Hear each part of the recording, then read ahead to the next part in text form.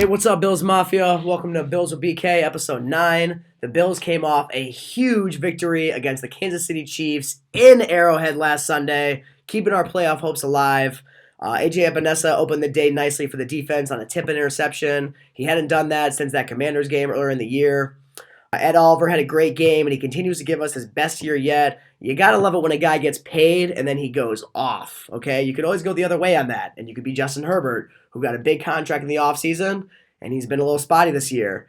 He got injured last game, not his fault, but even before the injury, he was kind of playing spotty throughout the season, and he did just become the third highest paid quarterback in the league.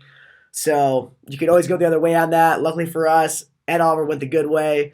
Got paid. Now he's showing us what he's worth. You got to love that. Joe Brady continues to run an efficient, well-balanced offense that relies on a nice combination of Josh Allen's legs, the air attack, and the run game through James Cook. Speaking of James Cook, man, he had a great game. Opened up the day offensively with a score from Josh Allen as he flipped into the end zone. And he stayed involved heavily all game, which I love that. He was actually our leading receiver on the day, which is crazy, but he had 83 yards receiving as he broke off for a few big plays. And he rushed for 58 yards. So big James Cook day overall. I would like to see this guy getting 20 touches a game, honestly. And it helps keep us with a balanced offense that doesn't have Josh Allen putting the whole game on his back. Allen had the second TD as he bulldozed into the end zone. I mean, what quarterback runs angry like that? I mean, you got to give it to this guy. You got to give her props to the guys pushing him into, McGovern and the other linemen. Although the tush push was being questioned at an owners' meeting today. And it looks like, as of right now, NFL executives are not going to make it illegal because the way they're looking at it is we're not going to make something illegal just because some teams are better at it than others. So until they have a little bit more data on how much injury it causes, the tush push is going to be fair game. And lucky for us because we are very effective at that move because of JA17. Christian Benford had a huge end of third quarter play where he caused a strip fumble on a tackle where Taron Johnson then jumps the ball. Both these guys had a great game, made a huge play on that one. Shortly after that, Allen tallied another crazy next-gen stat when he made a throw while falling out of bounds that was 0.2 yards from the sideline when he released the ball on the 22-yard pass to Latavius Murray. That was the closest distance to sideline throw of any completion since 2018. Seems like every few weeks, Josh Allen is breaking these next-gen stats. It's crazy. That drive, unfortunately, didn't end in a score, but on the next offensive drive, Josh Allen made an insane, flat-footed, 35-yard throw to Deontay Hardy on a must-get third-down situation, end of the game, that led to the game-winning field goal. The only negative that I really saw in the game was that we did have a wide-open missed TD on Gabriel Davis at the end of the fourth quarter, and Gabriel Davis looked pissed on the sidelines. Rightfully so. Luckily, we won the game anyway, so I'm sure he wasn't too angry after we got the dub. Felt like our offense just kind of hung in there, but our defense really showed up. I know they definitely could have used Pacheco in this game in Kansas City. His presence was definitely missed. And I'll be honest, the second I heard Pacheco wasn't playing this game, that's when I went through some money on the Bills. So, go Bills.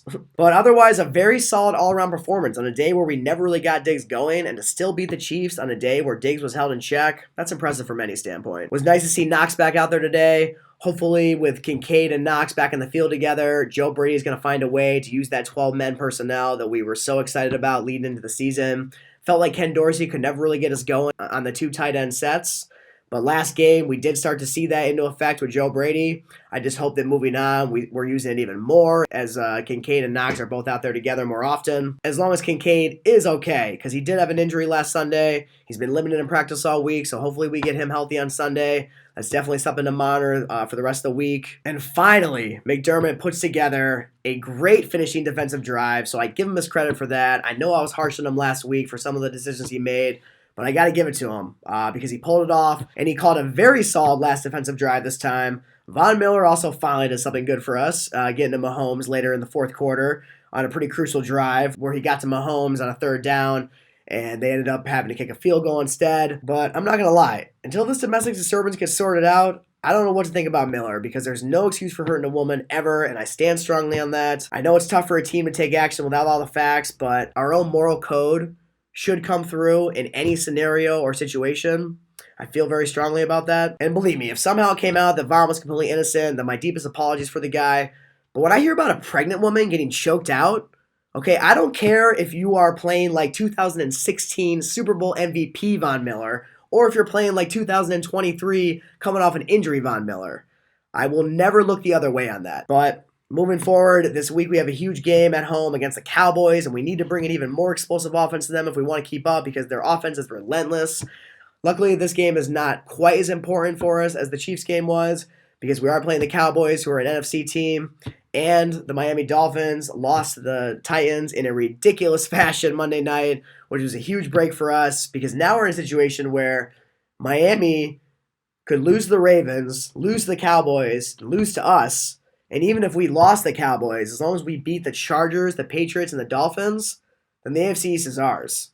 So now the AFC East is wide open again, but one game at a time. We got Dallas in front of us on Sunday at home. It's a very winnable game if our offense can step it up against this tough defense.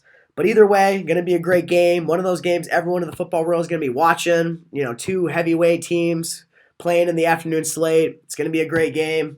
Let's show them what we're made of, Bills Mafia. But that's all I got for you guys this week. I'll see you guys next week. Go Bills.